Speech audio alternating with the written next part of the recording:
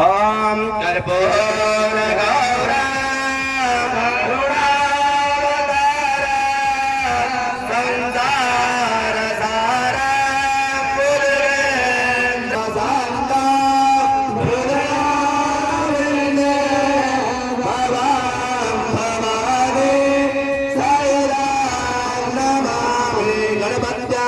देवताभ्यो नमः चरणकमलयो अक्षतमन्त्र पुष्पाञ्जलिं निवेदयामि प्रार्थना पूर्वक नमस्कारान् निवेदयामि मोदाकरात् मोदकं सदा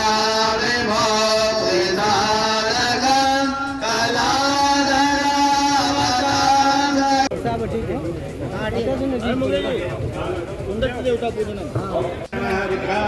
सर्वोपचारार्थे गन्धाक्षत पुष्पाणि निवेदयामि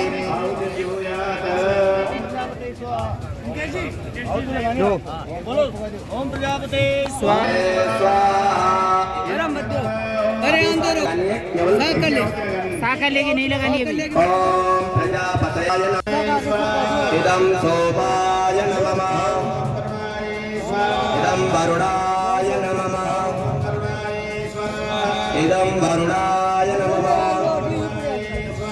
इदं वरुणाय नमः इदं वरुणाय नमः सकलपि कश्चन सा सप्तस्वगाः सोते काङ्गां पीडवासिनीं स्वाहा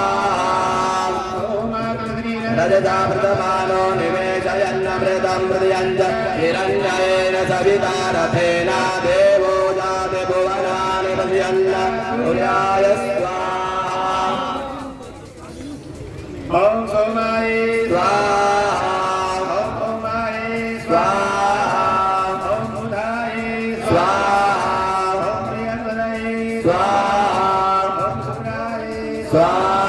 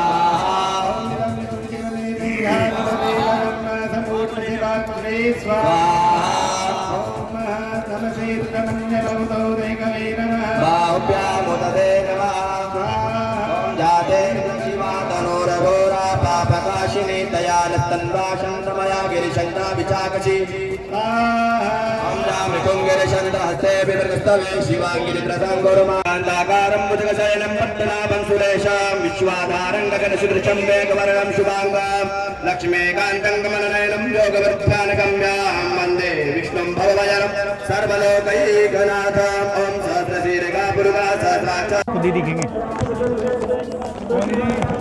एकदम बधाई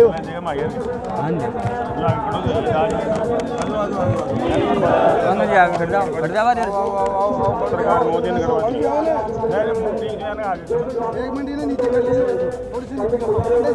पंडित जी एटी देखो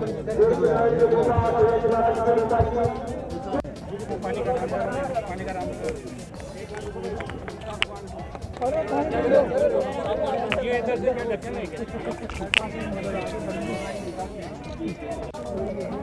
युवराज थोड़ा सा पास हो जाए।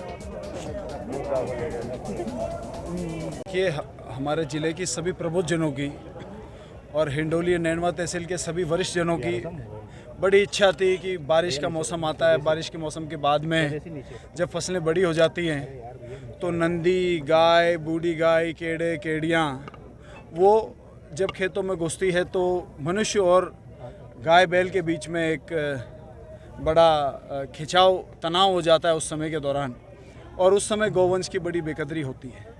मैं समझता हूँ कि कहीं ना कहीं या तो गौवंश के द्वारा किसान की हानि होती है या किसान के द्वारा गौवंश की हानि होती है। तो ये हमारा इलाका, यहाँ पर ज़मीन गौचर ही ज़मीन है, गायों के लिए आरक्षित सरकार की ज़मीन है।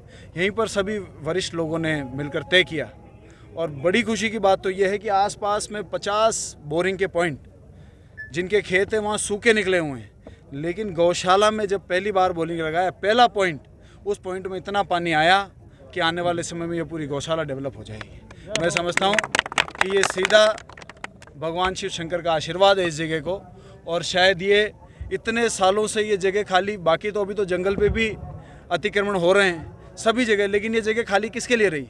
ये इस इलाके के लोगों के भाग्य से, इस क्षेत्र के वरिष्ठ लोगों के, इस इलाके की जनता के भाग्य से गौमाता के लिए सदा खाली रही। और अब आने वाले समय में यहाँ पर आप देखेंगे ये कोई संचालित गौशाला नहीं रहेगी, ये एक तरह से नंदी सेंचुरी डेवलप होएगी। जैसे टाइगर, एक तो टाइगर आपने देखा होगा सर्कस वाला, एक जू वाला, तो छोटी सी जगह में वो परेशान हो जाता है, उसकी सीमितता होती है, वो परेशान जानवर होता है, लेकिन सेंचुरी के अंदर, जंगल के अंदर वो मस्त रहता है। ऐसे ही ये 1300 बीघा, अब ये 10-20 बीघा की गौशाला नहीं है, ये 1300 बीघा की नंदीशाला है। यहाँ पर 10-20 तो नाडियाँ बनेंगी, यहाँ पर लाखों पेड़ लगेंगे, यहाँ पर हज़ारों बीघा का ग्रेजिंग लैंड डेवलप होएगा। तो उसके साथ में गौ नंदी का स्वतंत्र जीवन यहाँ पर संभव हो पाएगा अगर ये मॉडल सक्सेसफुल हुआ, क्योंकि ये तो एक विचार है, आज से पहले हमने कहीं देखा नहीं, लेकिन हमारी कोशिशें हैं कि ये कामयाब हो। अगर ये मॉडल कामयाब हुआ तो ज़िले में और भी नंदीशालाएँ बड़ी बड़ी 500 बीघा की, 1000 बीघा की जो जमें धीरे धीरे अतिक्रमण हो रहे हैं और उसके ऊपर कोई जानवरों की सुरक्षा हो नहीं पा रही है, तो निश्चित रूप से अगर ये मॉडल कामयाब हो गया, 1, 2, 3 साल, 4 साल ज़रूर लगेंगे। हम पूरे सभी विभाग मिलके, सरकार के लोग मिलके, आम कार्यकर्ता मिलके, गांव के लोग सारे मिलके इसको डेवलप करेंगे। जब ये पूर्णतया सफल हो जाएगा तो ज़िले में और जगह भी इस प्रकार की नंदीशालाएँ बनाएंगे। जो बड़ी बड़ी बातें करते हैं गौ माता के नाम पे, वो अभी तक सफलता हासिल नहीं कर पाया है। राजस्थान में बड़ी सौगात है। देखिए, बातें करना बहुत आसान है, काम दृढ़ निश्चय से होता है, दृढ़ संकल्प से होता है। जिसका संकल्प दृढ़ होता है वो काम करता है। ये तो गौशाला में 4.5 साल में कभी भी बना सकता था, लेकिन मेरे दिल की इच्छा थी, क्योंकि एक बार नंदीशाला डेवलप कर दी, उसके बाद वहाँ पर गौवंश की बेकदरी नहीं होनी चाहिए, कोई देखने वाला ही नहीं हो, पता लगा।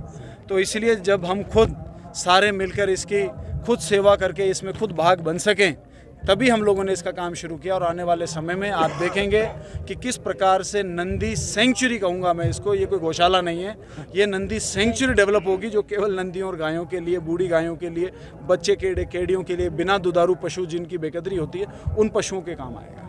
तो क्या कहना चाहेंगे भाजपा के लिए जो गौमाता का गुणगान करते हैं? नहीं, वो उनके कर्म उनके साथ हैं और जनता सब जानती है। मैं आज का शुभ दिन है, मैं किसी के ऊपर कोई कटाक्ष करना नहीं चाहता हूँ। मैं आपको बता दूँ कि मैं तो आपके माध्यम से, इस माइक के माध्यम से, जो भारतीय जनता पार्टी के कार्यकर्ता हैं उनसे भी आग्रह करूंगा कि ये गौशाला कोई पार्टी की गौशाला नहीं है, कोई कांग्रेस की गौशाला नहीं है, कोई बीजेपी की नहीं है, किसी एक व्यक्ति की नहीं, किसी एक जाति की, किसी एक धर्म की नहीं है। ये तो समस्त जिस आदमी के दिल में गौवंश के लिए पीड़ा है, वो किसी भी जाति का हो, किसी भी धर्म का हो, किसी भी गाँव का हो, किसी भी पार्टी का हो, किसी भी जिले का हो, वो यहाँ आए और गौवंश की सेवा करे। मैं सबसे आग्रह करूँगा। बहुत बहुत धन्यवाद।